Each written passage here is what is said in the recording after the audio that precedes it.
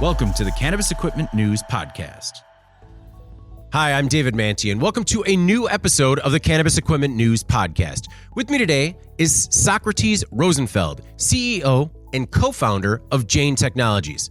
Thank you very much for joining me today, Socrates. Thank you, David. Thanks for having me on, man. It's a pleasure. Absolutely. And before we get started, please make sure to like, share, and subscribe to the podcast. You could also help us out a lot by leaving the podcast a positive review on whatever platform you use. If you want to email the podcast, you can reach me at david@cannabisequipmentnews.com with email the podcast in the subject line. You can also subscribe to our daily newsletter. Make sure you get it delivered to your inbox first. Socrates, I want to start first by saying the best name of anybody I've ever had on the podcast. That is a strong name. It is a strong name. People tell me that often, and I should just give my mom's email address and just be like, hey, hit my mom up, because she was a 21-year-old relatively single mother. And the story, just 30 seconds on that. Everybody thinks I was named after the great philosopher. I was actually named after the Brazilian soccer player Socrates. In 1982, Really? He was the captain of the Brazilian soccer team that won the World Cup. And so the story goes, I don't know if it's true, if you know my mom, that she heard the name Socrates on the TV as she was in her last trimester, and fell in love with the name and the person, I think, and named me after him. So, well, I'll take it, man. I'll take it. Yeah, well done, and please pass it along to your mother. I will. Shout out, Kenny. So, growing up with a somewhat single mother, how did that lead to joining the Army and then eventually your path into MIT? Man, that's a great question. And if you had asked me at the time, I would have given you the exact same answer. And that's really, I don't know. Other than I think subconsciously I was seeking validation. I was seeking approval. You know, as much as I wish I could say I joined West Point because in the spirit of patriotism and serving my country, that was maybe a little bit of it. But I was 18 and I knew I didn't have money for college. So I was actually going to join the Marines. It was like my other option. And there was a wrestling coach at West Point who saw something in me. His name's Todd Giles. He's no longer here. And brought me up for a visit, and I remember visiting the campus, and it was a beautiful campus from the outside looking in. And I saw these, young adults acting so professional, and I was like, that's what I want to do. And man, I had no idea what I was signing up for, David. It was a bumpy ride. I'll just say that. Did you wrestle for Army?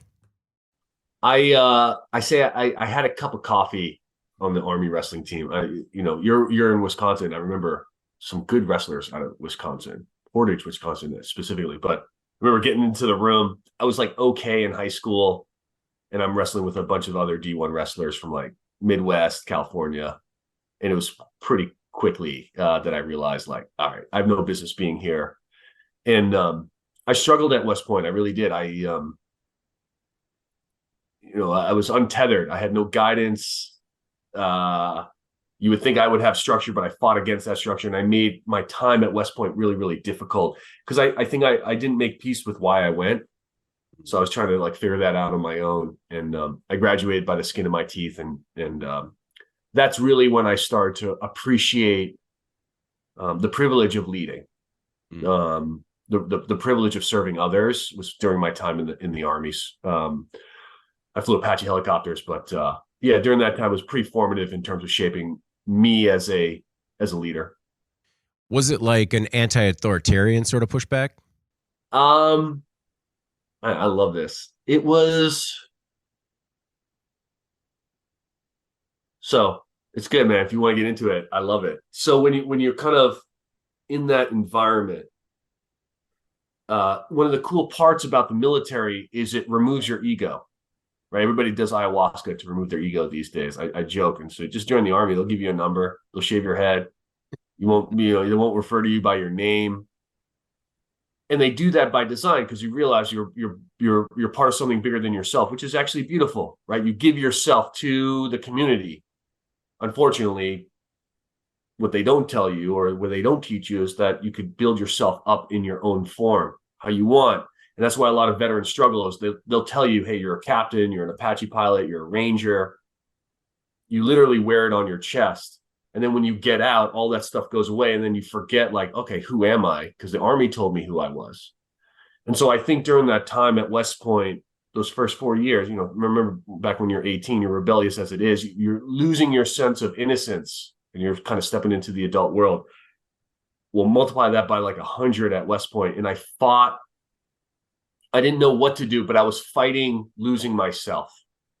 And I took it out on the authorities there. And really, they took it out on me, because the system doesn't work that way. And I really struggled with that. And so I'm learning more and more now that I'm 40, 41, to surrender to the experience, and I don't have to lose myself. And I could be a part of it.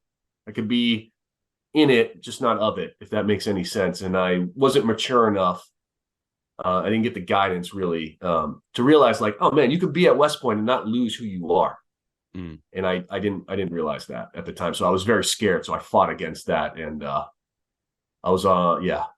fought the law, and the law won many times during my time at West Point. I can relate. I can relate to that statement.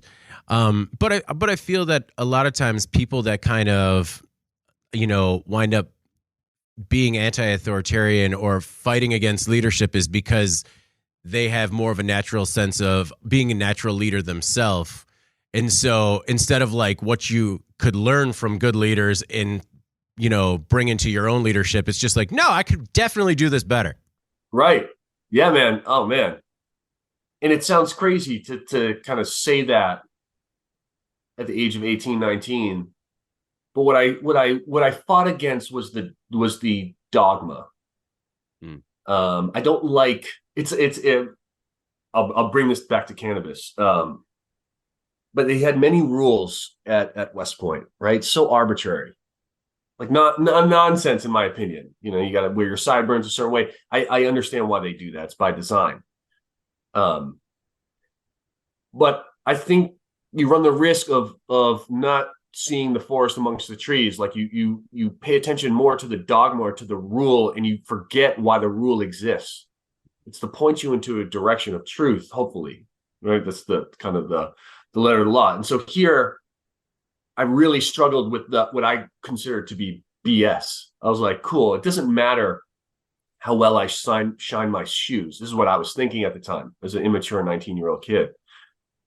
That doesn't affect the way I'm going to lead people. And at West Point, some folks got lost in that because they were also 19, trying to do the best they could and follow the rules. And here, though, as an entrepreneur, when I started Jane, I was like, cool, there are rules out there. There are laws, but then there's truth. And I'm following truth. And I'm not going to put myself in a position where, most laws out there, I don't know, most laws. Some laws out there are really good, right? Like, don't take life, don't take advantage of people who can't defend themselves. All those things make sense. But the truth is there. It's like, hey, protect life, don't be an asshole. But in cannabis, there were all these rules. You can't sell cannabis, you can't do stuff in this industry. And it wasn't until I tried cannabis for the first time in my life that I said, all right, man, these rules can be broken because I'm chasing after truth. And we want to build this business to go in and shine light on the truth. And it's a lot easier now as a 41-year-old entrepreneur than it was as an 18-year-old cadet at West Point. But this, I think that the principle still applies, and that's, the laws and the rules we make as human beings should be intended to surface the truth and protect the truth rather than kind of get lost in the dogma and forget about the truth altogether. You have literally people in prison in your state, right? In Wisconsin. Oh, yeah. Or, in Illinois, in Massachusetts, in other states, California, non-criminal cannabis offenses, and literally in the same jurisdiction, people are making money off it because we can't just shine light on the truth. We have to follow rules as human beings. And yeah, that was a little frustrating for me growing up. And now I like this position a lot better. How long did you serve? And then did you go to MIT sort of trying to find yourself? Yeah, wow. It's a great podcast already, man. I think we're going to talk about like cannabis equipment, and it would be a very short podcast, man, because I don't have a lot of expertise in that. But I served in the Army active duty for about 7, 8 years. I had done some, like looking back, some pretty like crazy things. Flying Apache helicopter. People ask me all the time now. They're like, "Oh, would you fly that again?" And I'm like, "Absolutely not." Like thinking about it now is terrifying. I struggle driving at night now. So I've made every Apache helicopter pilot just shake their head, be like, "Man, we have a reputation to maintain to be cool." I deployed to Iraq. I went to Ranger School. I served as platoon leader, company commander, and I got to learn about real leadership that transcends rules. And it's crazy to learn that in the military, where rules dictate everything, but you realize the real sauce, the real it, is outside of the rules. It's real. It's human to human connection and love. If you boil it down to it, it's really love. We don't like to say that in the Army, but I like to say it now. And then I got out. I was 29 years old. I had applied to Harvard Business School because I thought that was the only business school that existed in the world. Like literally, I was like, oh, I guess business school is Harvard Business School. I obviously didn't get in because they were smart not to let me in. If you knew my GPA at West Point, it would be understandable. So I had this year, David, where I was like untethered, and it was terrifying.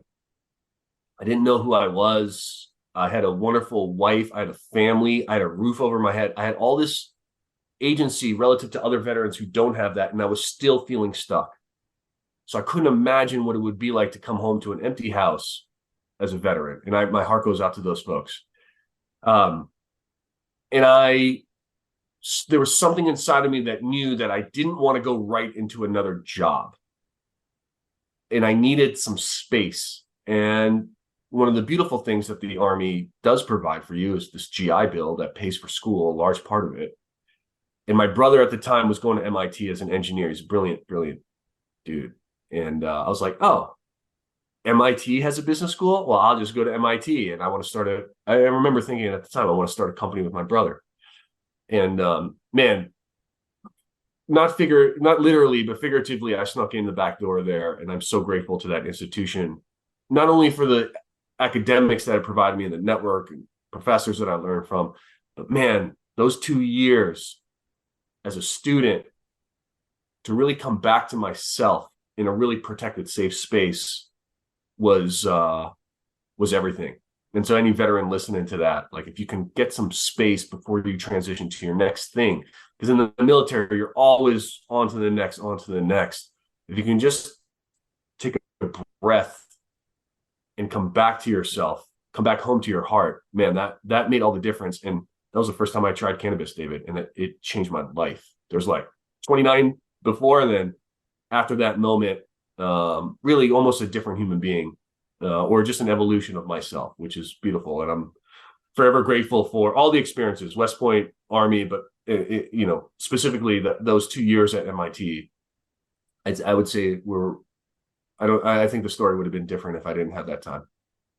What was the first time experimenting with cannabis like? Oh, man. So my brother had consumed cannabis. I remember at one point I want to say I was yelling at him, but I was giving him a stern conversation at an Outback Steakhouse. He was 15 years old. I was in the Army. And he told me, hey, I smoke weed. And I was like, how could you do this? Oh my God, you're throwing your life away. All those things that I had been told. And that was it. We didn't talk about it after that. I came back home, and man, if you know me now, you probably consider me intense. Like back then I was very, very intense. I was angry, very angry guy. My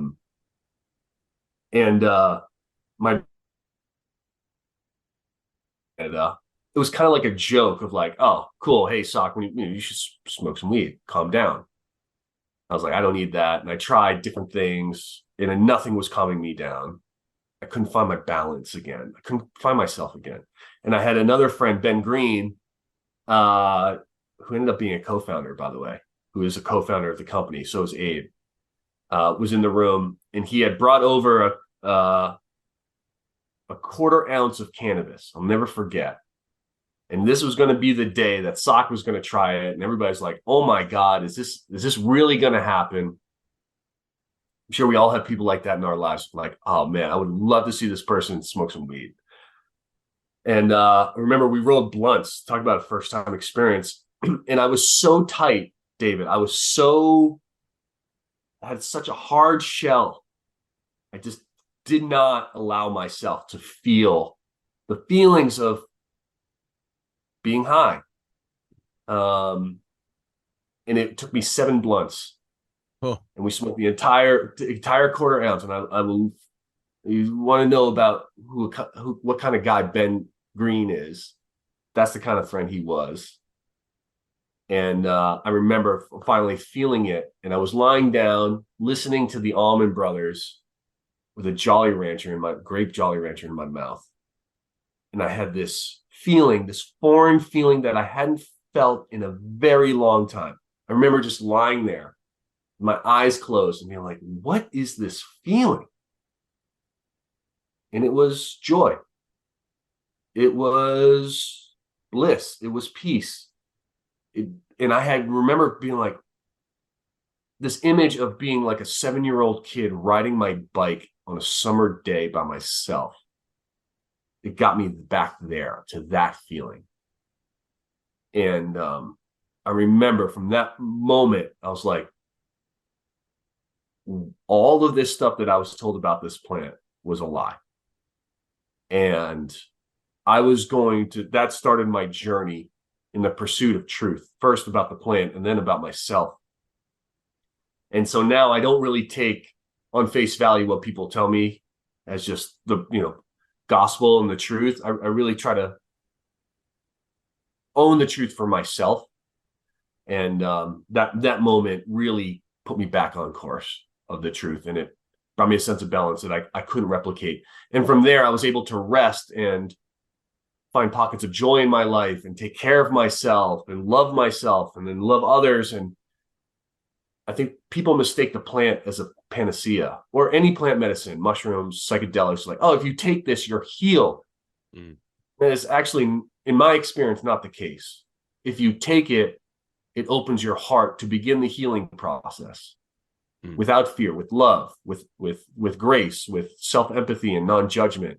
That's what the plant allowed me to do. And I'm really grateful that I was able to connect with the plant at the age and time in my life that I did. Because I think if I did that when I was 15, 16, man, I was messed up at that age and I would have probably abused it. And I wouldn't have the same relationship as I do now with the plant. I'm grateful that everything worked out as it always does, the way it's meant to.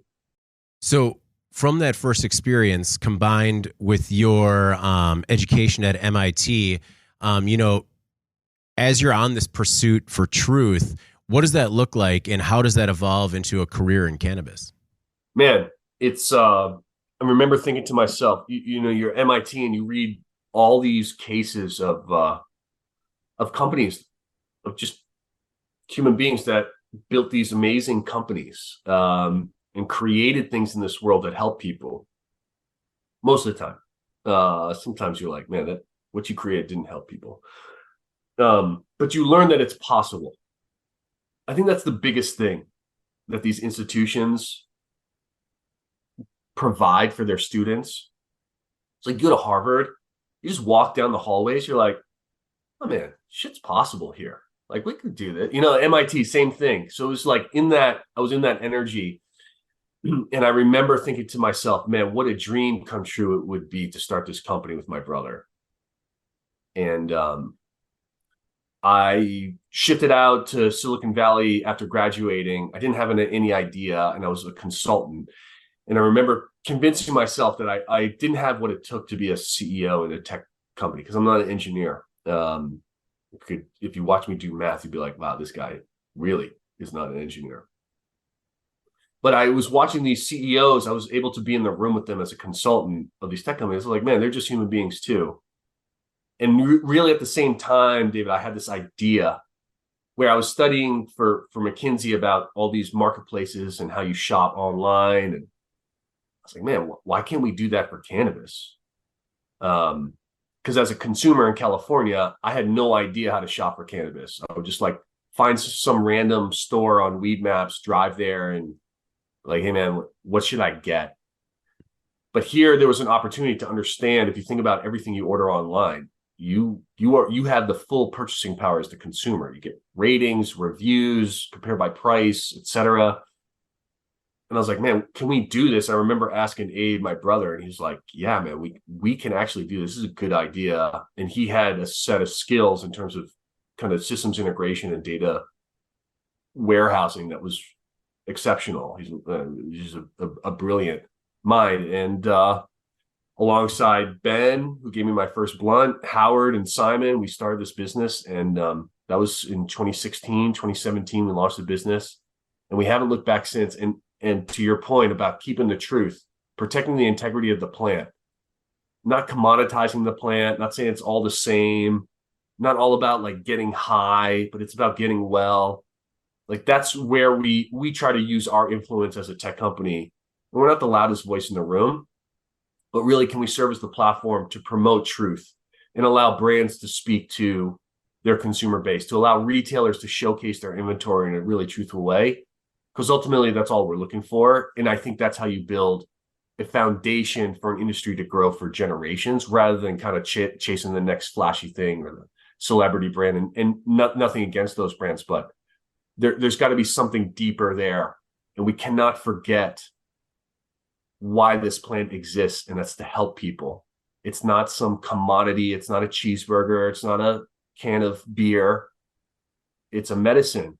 And we always come back to the why, and even more so what it represents in this world: freedom, equality, community. Can we build that into the brand? And that shit takes a lot of time. Sorry for swearing. And I'm so grateful that we built a team that appreciates the plant and sees the plant for what it is. And we try to promote that from our seat at the table. We're not a manufacturer. We're not a retailer. But we build software for those folks. How do we build it in a way that it allows them to showcase the plant in truth and allow the consumers to digest this information in truth? And that's all we're trying to do. In 2016 and maybe a little bit before, what were those early days like in terms of forming the team and working together to kind of try and figure out how you take this idea and bring it to market? Are you a parent, David? I'm a new parent. Yeah, I have a 3 and a 5-year-old. 3 and a 5-year-old, right? I'm not a parent. So I already realize I'm speaking from a place of ignorance, but maybe this will resonate. You know, you and your partner raising your 2 children is hard. There's no roadmap. There's no manual. There's no playbook. Like people will tell you, and you like read stuff on my sister, who also works at the company, is Marcelo is our nephew, one year old plus. And I watched her and her husband raise this child.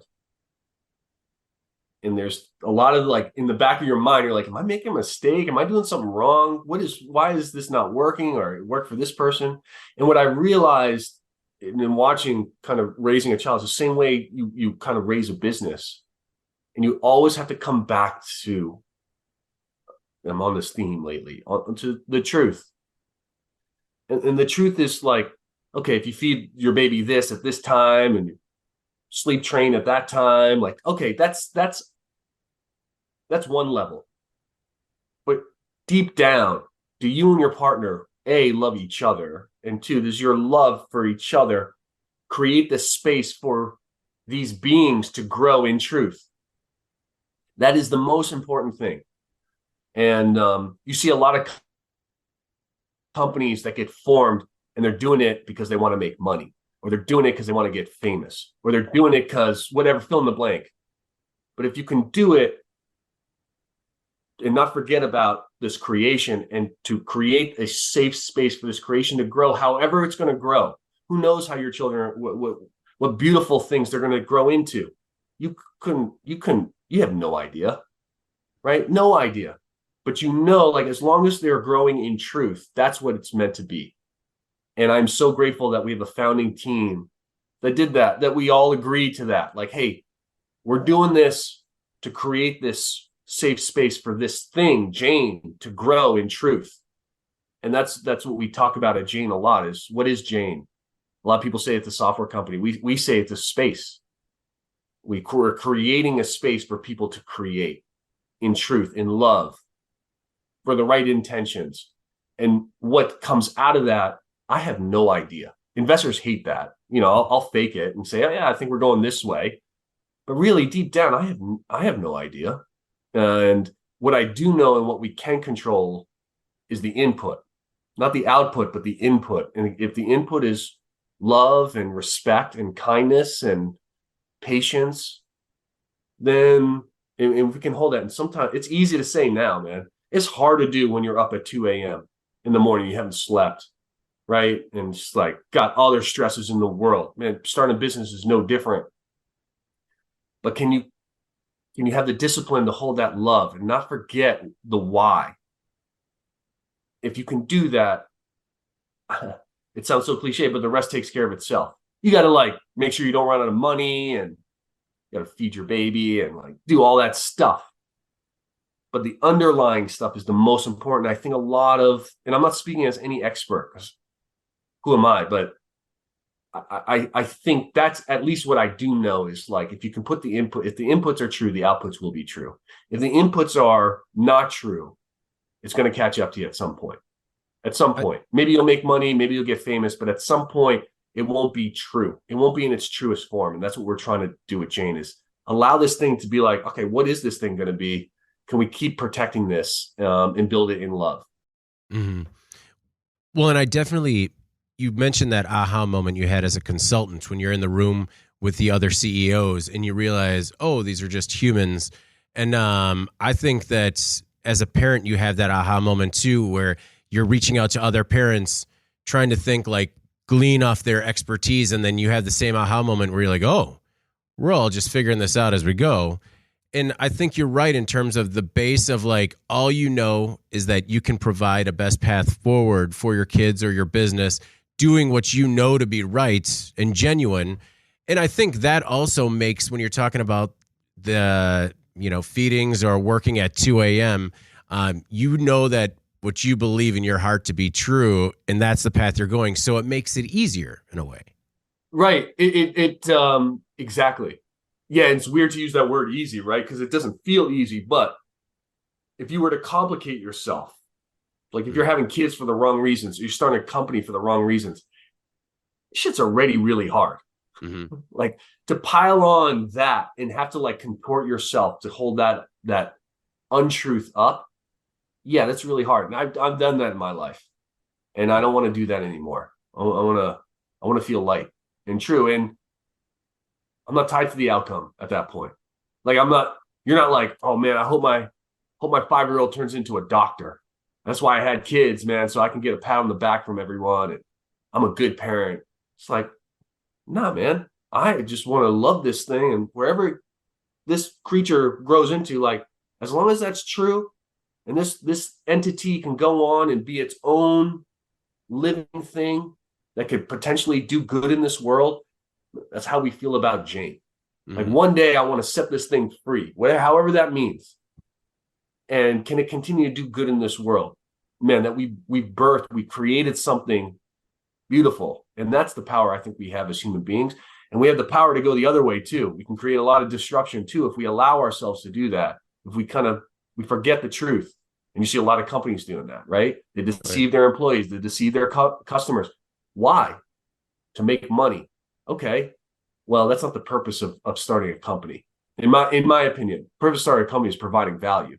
Money to a company is like blood in the human body. It allows you to be, but that shouldn't be your purpose for being. So how was Jane founded, and how has it evolved over the last 6-7 years into the company it is today? Yeah. So we started the company. We launched on 4/20 of 2017. We got a whopping 0 orders on the first day of launches. It was one of those moments. We we we built for the consumer first. Back in the day, we were like, oh man, consumer wants the ability to search for a certain terpene or strain and get recommendations and read reviews and compare by price. And that is very, very true. But that's half of the equation, right? Jeff Bezos talks about you start with the consumer and you work your way back. That's all we care about is consumer, consumer, consumer. But look at the effect of that. Right? He whittles down all the sellers to the point where Amazon's the only seller of their products at this point. And I'm not saying that's good or bad, but what we saw was an opportunity. Actually, if we were going to build an industry, if we're going to help provide a digital infrastructure for this industry to grow, we couldn't just focus on the consumer. In fact, the consumer had to take a back seat to us building digital infrastructure for the retailers and the brands. And that's where our focus, I think like 6 months in, David, we had a real shift. We were like, man, we could go chase consumers all day, but what's the point of that if we're not setting our retailers and our brands up for success? And the way we know how to do that is to build them software that helps drive efficiencies, that helps introduce them to data that they would otherwise not have, to educate them on how to advertise properly and to understand attribution. And that's how we build an industry. We help enable the builders of the industry, or actually the operators. Software, man, we're a second act. We should be in support of these operators. And that was a real aha moment for us. And that took the company in a direction now where we, support 3,000 operators, and we have an e-commerce business, a point of sale business, an analytics business, advertising. And we're just starting now back to kind of bring the consumers back into the equation now that we have the proper infrastructure and can bring, hopefully mainstream consumers into their local retailers and brands. And that's ultimately the goal. So that was a big shift for us. And I'm glad we made that shift early on. How many operators, or were you working with operators at the beginning to see what they were looking for as you were building it? Oh, yeah, my God. Shout out Higher Level of Care in Castroville, California, the artichoke capital of the world, just south of Santa Cruz. One little store in the back of a smoke shop. Remember the manager there, I'm not going to share their names, but was a Navy veteran. And I remember he looked at me when we were pitching the business. We had nothing, a backpack and a laptop. And he's like, all right, man, I'll give you a shot. And that was really, man, I'm so grateful for that moment, because we got to really now be welcomed into the industry, and we got to see what budtenders had to go through, what inventory managers had to go through, what owners had to go through.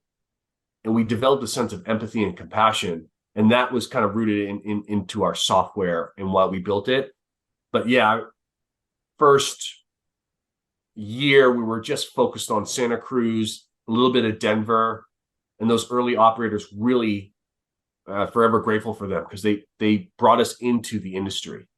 We were outside looking in, and now we got a real intimate view on what they were struggling with. And because of that, because we got to understand their problems intimately, we could find solutions. And man, for any like entrepreneur getting started, those early customers, that's pure gold. And protect that and value that and take care of that and serve that, because they're going to show you the answer. They're going to show you the way. So what are the solutions that you built, and how do they serve the cannabis industry? Many different offerings across in-store infrastructure and advertising, e-commerce. We support brands, we support retailers. I would argue that our biggest contribution to the industry and what allows us to spin up different business lines is that early on, MIT actually was a pleasant surprise. They wrote a case study in our business, which is a trip to think about that. Like, there's a business case about Jane. And I was talking to the professor, Scott Stern, who was writing the case, and he's like, and I thought that oh, you're writing the case because we're former students and we have this cool software and we got a patent. And now we have, I think, a dozen patents. And I was like, it's our software. And he's like, it's actually not your software that I'm interested in. What I'm really interested in is the opportunity you have in this point in time, where as a tech company, you have the chance to organize an entire industry's worth of information before Google, before Amazon. And that was like, oh. And I remember him looking at me specifically. He was like, hey, man, I hope you understand what you have. Don't mess this up. And we doubled down on our commitment to creating the universal product catalog, the UPC, for this industry. We have about 2 million SKUs. And what that pragmatically means, David, is like a pomegranate wild gummy can be sold at multiple different retailers. And the way they're going to name it in their point of sale system is going to be different. Someone might spell wild without the Y and the I. Someone might just put W as an abbreviation. Someone might spell pomegranate wrong. Someone might not have a photo. Another store doesn't have a description. So here's a single product can be represented in thousands of different ways. Well, what we've done now, and this is Abe's brilliance, is the ability to take those different data points and through inference models, be able to say, it's actually this product, put the right photo, the right description, the right product reviews, all the taxonomy. And now what you can do is you can push that product to different points across the internet. We now push it to Leafly. We'll push it to Weedmaps here soon. One day that's Uber. One day that's maybe Google itself. We can take this SKU and we can push it to our own marketplace, iHeartJane.com, our app. We could push it into an embedded menu for the store. When you advertise against the SKU, now Wild can go and sponsor this product to the top of the menus because they know David loves wild gummies and they want to convert him. In terms of our data, we can tell brands exactly who purchased the SKU, not who, but the kinds of people purchasing the SKU. What else do they purchase? How often do they come back? This is what we call the truth. And we have the truth. And now can we go and manipulate the truth or take the ingredients of the truth and spin up a point of sale business, spin up an e-commerce business. And that's what we've done. So I would say that was the biggest decision we made as a company. And that was back in 2016, 2017. And it was the most important because, in the game of business, we have competitors. Competitors want to also build a point of sale. They also want to build an advertising business, an e-commerce business. But without the catalog, it can't do the same things that we can do. Mm-hmm. And in order for them, our competitors, to kind of get on parity, not only would they have to build 2 million SKUs into their catalog, but they would have to, through years, train models to understand the different permutations of a single SKU. And I would argue that ship has sailed. And so for us now, we're in like clear waters, clean waters. What else can we build? And I would argue that there's a lot of potential out there beyond what we're just doing now. You launched Jane Point of Sale in June of this year, I believe. Yeah. How has the launch gone, and what has been the industry response? Well, shout out to all the point of sale operators out there. This is not an easy business. E-com is no hardware, spin something up. Man, you talk about point of sale, you're like, gotta have terminals and payments, and you're in the store. What the point of sale is now served as is like, it is the centralized hub for all things in the dispensary, wholesale to the customer.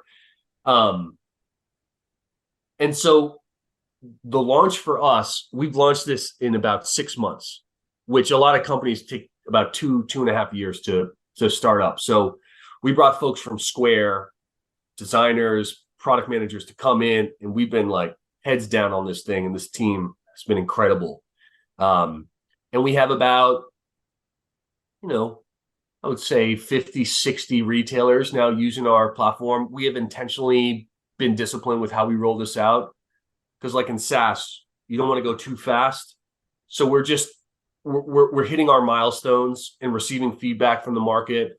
There are some very exciting things we have in the work. The next big unlock for us is really taking our catalog and pushing it into the point of sale, which allows for the budtenders to understand the consumer on a much more intimate level, to allow for a much more personalized experience for the consumer, to unify a data set. So it's been the most challenging business line we've launched and also the most satisfying. It reminds me early on of the days at Jane where we're literally inside the store, understanding how these retailers work and uncovering and surfacing a lot of pain points. And, as software engineers, a software company, we could fix a lot of those pain points. So it's really exciting. It has taken longer than I had initially planned. And that is consistent with every launch we've ever done, David. So hopefully that's good luck, but we feel very good. And we're just getting started. Regarding some of the other categories you're in, is point of sale the most competitive? Yeah. Yes, it is. You have a lot of legacy point of sale operators. I mean, switching a point of sale is complicated. Just the switching costs are high, right? You've got hardware in there. You trained your staff on that. It has all the data. So to switch point of sales is tricky. I don't see a lot of point of sale companies scaling from where they were. It's kind of like stagnant. So that'll be interesting to continue to monitor over the next couple of years. But yeah, if you think about e-commerce, it used to be competitive. Now it's boiled down to like 2 or 3 players. Advertising, you got Weedmaps, you got Leafly, you got Jane, for the most part.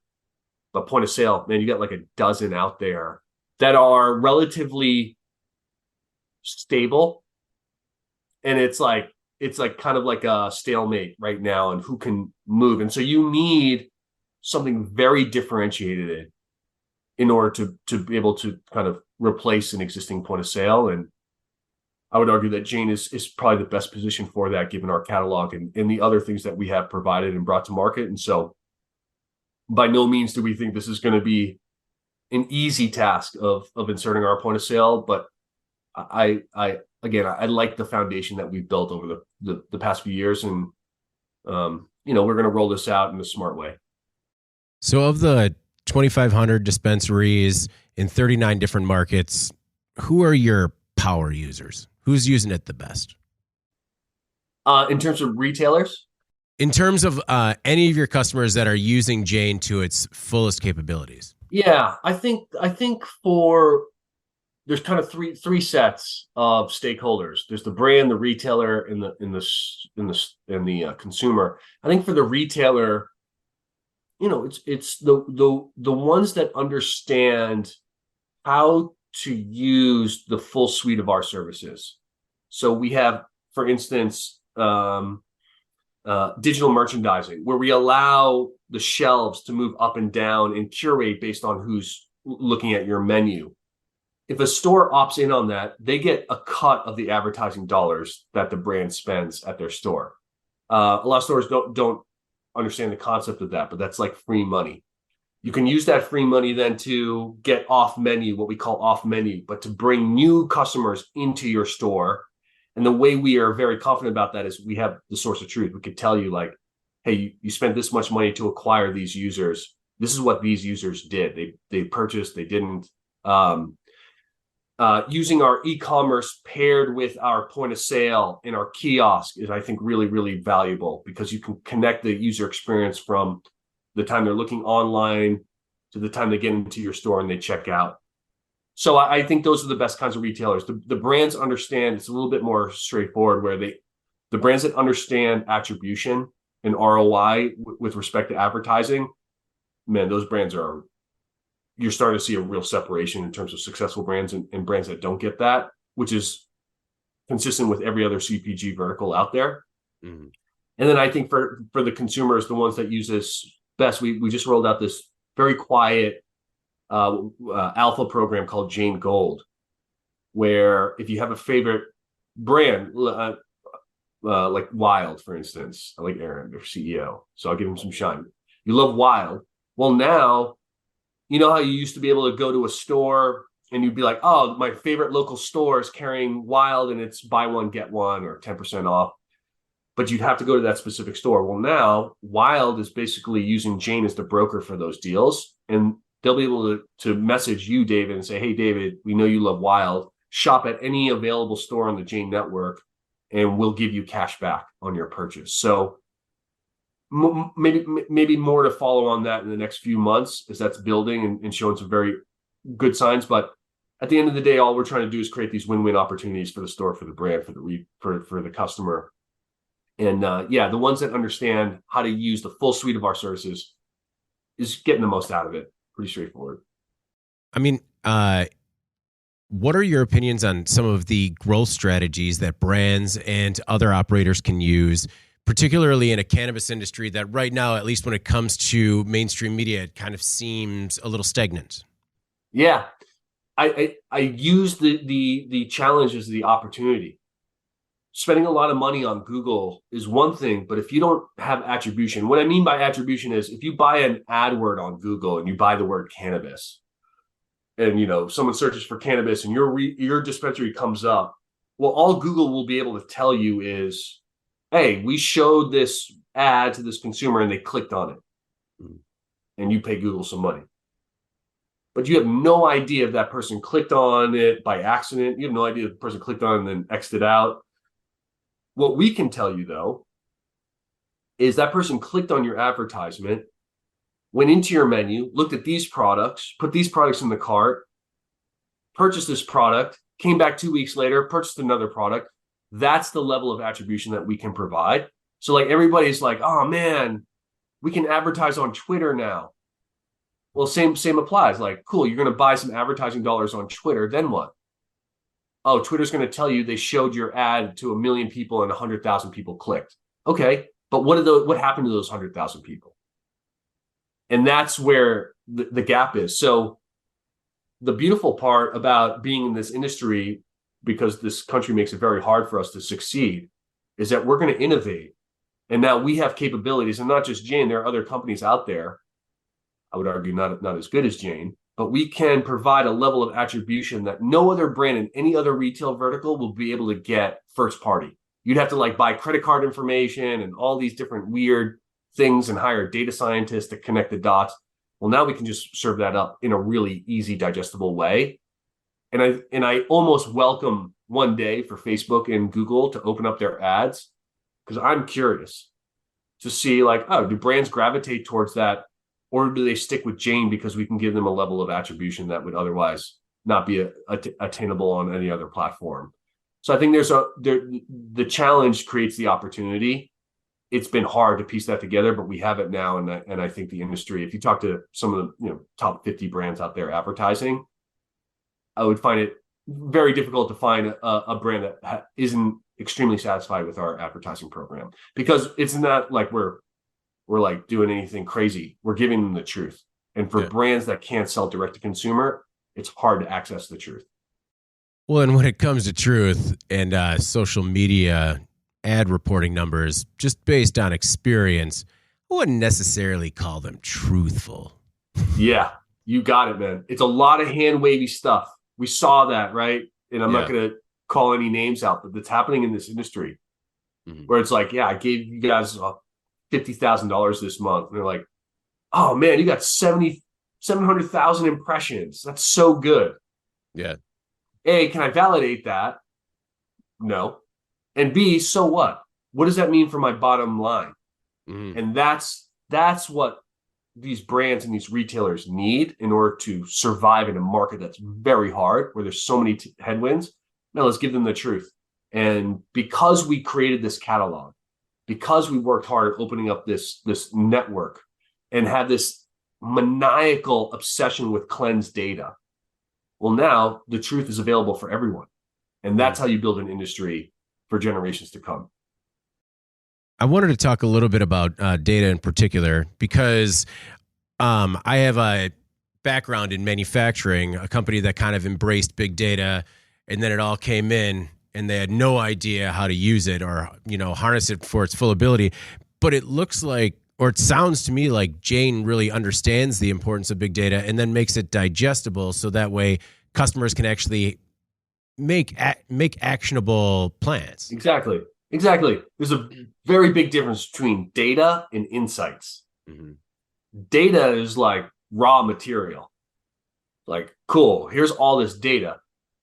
But what can you take these data points and create insights for the consumer? Can we say, hey, like Amazon did this 15 years ago. If you buy this, 90% of people who looked at this also bought that. Right? This is the number 14 out of 200 nonfiction science books out there. Like, okay, as a consumer, that's powerful for me because you're instilling confidence in the purchase. And now for the brands and the stores, now they're driving conversion a lot more, because when you have a confident consumer, they're going to purchase something. If they feel duped or confused, they're not going to purchase. Mm-hmm. And so for us, data is the raw ingredients. The insights is the meal that we cook up. And it's not just insights for the consumer, by the way. It's insights that we provide at the fingertips for our retail partners and our brand partners as well. Hey, these are products that are selling really well. Or, hey, you're pricing these products way too high. You can actually lower them and drive higher conversion. Or you're pricing these products way too low. You should increase the price a little bit and maximize your ROI. That's what we're able to provide. And again, once you can establish, if everybody's operating on the truth, you have a balanced, healthy ecosystem. When one party has the truth and no one else does, a la DoorDash, right? DoorDash has all the truth, the restaurants don't. Mm-hmm. What's happening? DoorDash is making millions. Mm-hmm. Restaurants are suffering. Okay, can we take the truth and be stewards of the truth, not controllers of the truth? That's really what we're trying to do here. Are these insights programmatic, or is there any sort of consultative touch between Jane and the customer? We are in education mode in this industry. Mm-hmm. I have very few experts out there, but we're educating, right? Like 10 years ago, you had a listing on Weed Maps and you were like, cool, I'm good.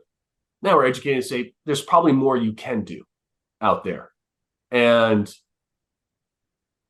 at the end of the day, software is nothing without the human beings behind that.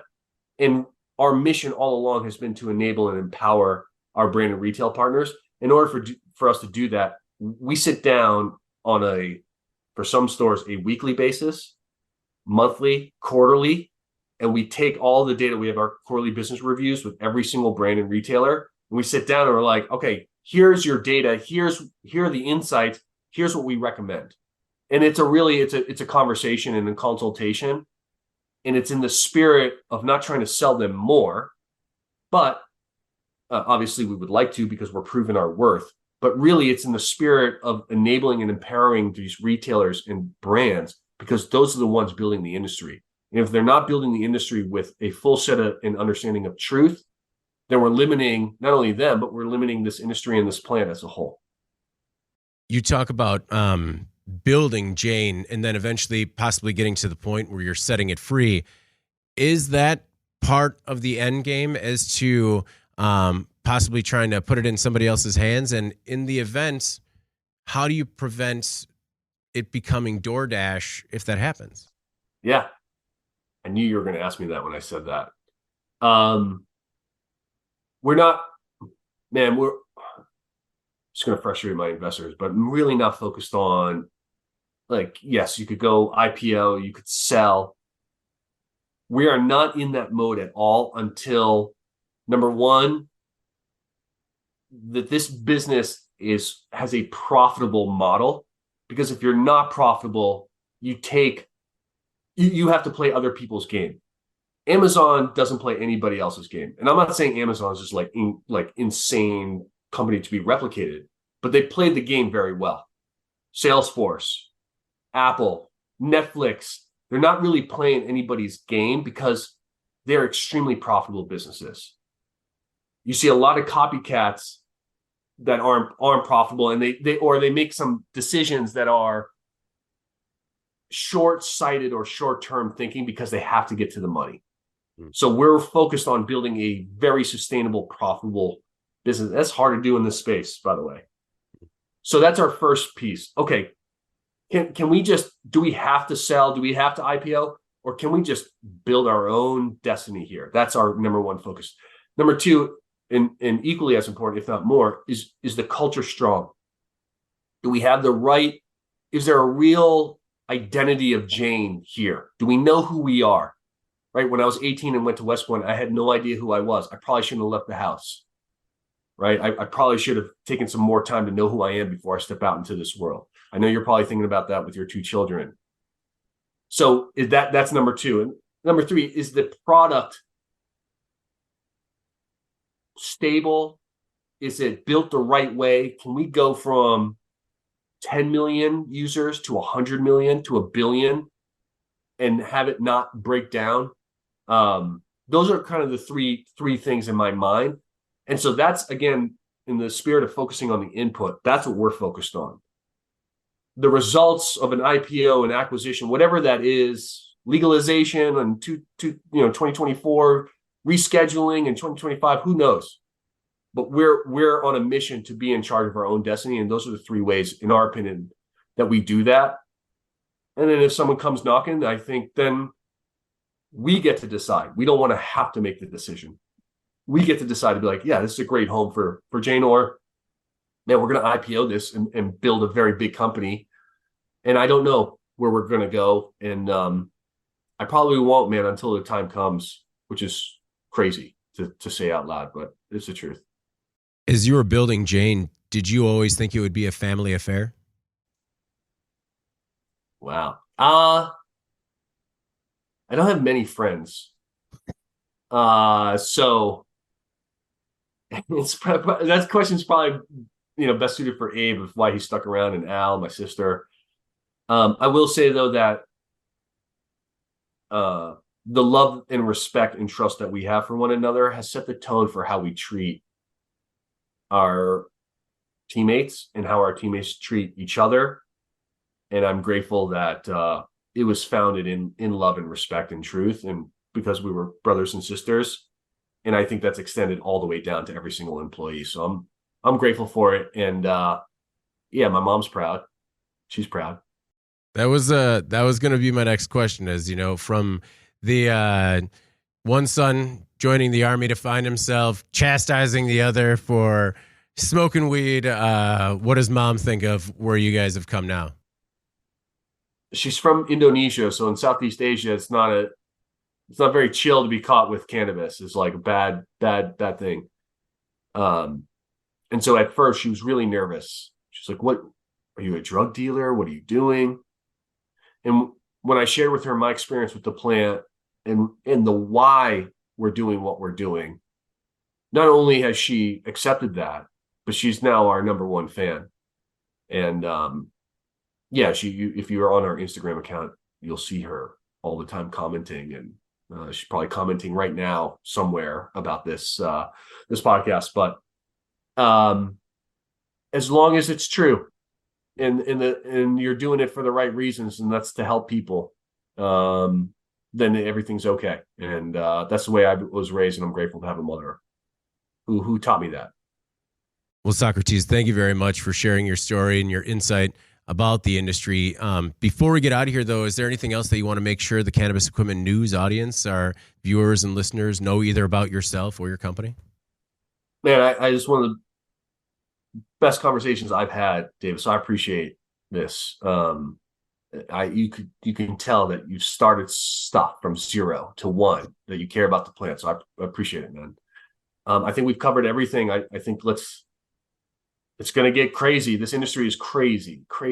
And it's going to get crazier over the next few years. And it looks like there's going to be some changes in DC about this. And I don't know how that's going to, go one way or the other. And I'm not here to speculate, but what I hope we all as an industry can remember is the why and what this plant does for this planet and this people. And if we can hold on to that truth, we'll be all right. If we let go of that truth and chase other truths, or lies, I should say, I don't think we'll be all right. And that's our commitment at Jane, is to make sure that we're true and we honor the plant, and we honor the people who consume the plant. We honor the people that have taken the risk to sell this plant and do it the right way. And I'm excited for the future. I really am. Well, thank you for the work you're doing, and I look forward to see what's coming next. Thanks so much, David. All right. Well, before we get out of here, please make sure to like, share, and subscribe to the podcast. You could also help us out a lot by leaving the podcast a positive review on whatever platform you use. If you want to email the podcast, you can reach me at David@Cannabis Equipment News with email the podcast in the subject line. You can also subscribe to our daily newsletter. Make sure you get it delivered to your inbox first.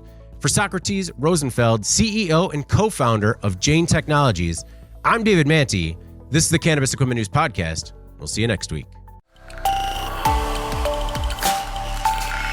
Thank you for listening to the Cannabis Equipment News Podcast.